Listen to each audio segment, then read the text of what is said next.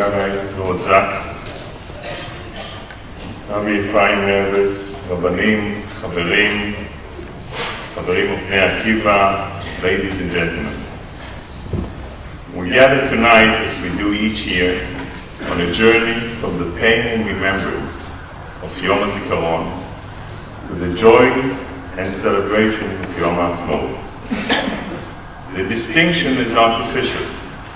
For Israelis and for the Jewish people, the two emotions are indelibly etched in all our hearts. Sorrow and joy, sacrifice and freedom. Without the sacrifice of those who have fallen, without the pain and suffering for the loss of those we mourn tonight, we will have no freedom to celebrate. For now we grieve for sons robbed from their mothers, fathers ripped from their children, and friends, brothers fallen on the battlefield in pursuit of a just and noble cause, the establishment, survival, and the security of the State of Israel. No words can comfort the bereaved. The pain is permanent. But in Yom Ha'atzmaut, together as a nation, we stand in silence, in understanding, compassion, and strength for each other, and in loving memory of those we have loved and lost. Last week we marked Yom HaShoah. I attended the March of the Living. It was an experience I will never forget. With 10,000 others, I shared a haunting silence that screamed with the pain of the victims and reflected the silent complicity of an indifferent world. I marched alongside the Attorney General Yehuda Weinstein and former Chief Rabbi Israel Meir Lau, together with young people from Israel, from the United Kingdom, and from all over the world. On these days of mourning, whether in Yom HaShoah or Yom HaZikaron, there is no seniority in our office. We're all equal in our grief and pain. We marched from Auschwitz to Birkenau on the blood-soaked ground where the Nazis and their collaborators unleashed history's most horrific crime on the Jewish population of Europe. We marched in solemn memory of those we lost, in defiance of the perpetrators, and as a living testament to the survival of the Jewish people. 66 years after the end of the Shoah, Jewish life goes on. I'm honored to stand here before you as a representative of the State of Israel, the state that safeguards the values, the freedom, and the security of the Jewish people. On Yom HaShoah, we mourn the catastrophic consequences of a world without a Jewish state. We pledge never again, but history demonstrates that those words can only have a meaning. Those words are only made possible if we are strong, we are resolute, and determined to defend ourselves. No one else can do it for us. I want to tell you that no one else will do it for us. Today on Yom Ha'atzmaut, we mourn those who paid with their lives to defend the life of the Jewish state, and with it, the life of the Jewish people. The siren sounds, the traffic stops. Israel stands shoulder to shoulder in quiet unity. The bustling highways of our ancient homeland are graced with a painful silence. We stop to remember the soldiers whose sacrifice made the independent statehood of the Jewish people more than just a dream. Those who have laid down their lives so that the words "never again" are more than just an empty promise. In Israel, there's not a single family who doesn't know the bitter taste of tragedy. There's no simcha at which the guest list is complete. In every moment of joy, there's always someone missing. We mourn them here tonight. We mourn also of our victims of terror, robbed of their lives by murderous hatred. All of us were numb with horror earlier this year when 5 members of the Fogel family were murdered as they slept in their home in Itamar. Even a 3-month-old baby was not spared in an act of unspeakable brutality.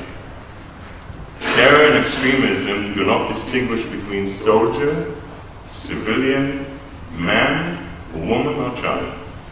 The extremism that Israel has faced and is facing is an inversion of every value we hold dear. War has never been the choice of the State of Israel. Our choice is, has always been, and will always be the path of peace. But when war is forced upon us, surrender is impossible, and the price of defeat is unthinkable. Our soldiers remain the thin line between the life and death of our nation, of our state, of our people. We give thanks to the brave men and women of the IDF, the guardians of Israel, who risk their lives so that all of us can continue to say, Am Yisrael Chai. And we pray for the return of our missing soldiers. We pray for the release of Israel's captive son, Gilad Shalit, held hostage by Hamas terrorists for nearly 5 years without a single visit from the Red Cross. Israel's soldiers are not faceless fighters. They are the sons and daughters, brothers and sisters of every single one of us. Many of you here tonight are off or approaching army age. Your lives are ahead of you, filled with exciting choices to make. Some of you will make Aliyah, some of you will choose to wear the uniform of your homeland. For Israelis your age, service is not a choice, but a duty they fulfill with courage, humility, and distinction. Their service ensures that Eretz Israel remains land that each and every one of us here tonight can call home if he so chooses. There's no army in history under such intense pressure for so long, which has acted with greater morality, ethics, and respect for the sanctity of human life than the army of Israel. Today a new battle is raging. It is the struggle for Israel's very legitimacy, and you, young British Jews, are on the front line. As our enemies demonize Israel, slander our soldiers, and seek to place us outside the family of nations, they will attempt to drive a wedge between Jewish communities and the State of Israel. Now more than ever before, it is vital that we celebrate who we are, what we believe in, and what the State of Israel represents. We must say unequivocally, passionately, and courageously that we are proud. We are proud to be Jewish. We are proud to be Zionists, and we are proud of the State of Israel. You, the Chaverim of Bnei Akiva, and the Zionist youth movements are the future leaders of Anglo Jewry. It is you who will ensure that this community will stand shoulder to shoulder with your brothers and sisters in Israel to share our pain and celebrate our achievements. With Yom Ha'atzmaut fast approaching, now is the time for pride. Israel is an exciting, dynamic, and democratic state. In our ancient homeland, the Jewish people are flourishing. We have built a high-tech society that harnesses science and is ready for the future. All around the Middle East, in Syria and Iran and Libya, we see people longing for freedom, whose wishes are violently, ruthlessly, and brutally crushed. Yet in Israel, every single day for the last 63 years, every freedom cherished anywhere in the diplomatic world has been cherished, upheld, and defended in Israel.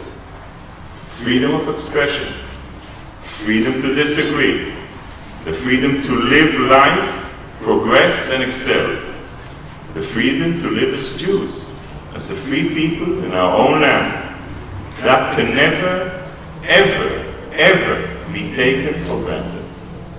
Every right and freedom we enjoy is only made possible through the tireless vigilance, dedication, and courage of our soldiers.